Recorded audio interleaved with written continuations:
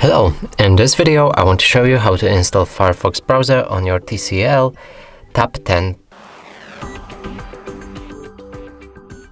So in order to do this, we'll need to open our Google Play Store. From here, begin the search for an app, and let's try finding the Firefox browser. Like this. And here we have it. Let's install it.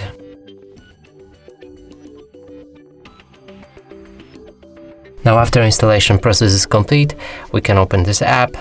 From here, choose your theme, pick the toolbar placement, select Always on Privacy settings, sign up in order to synchronize Firefox between other devices, read the privacy notice, and let's start browsing. From here we can open any website. And as you can see, it works properly.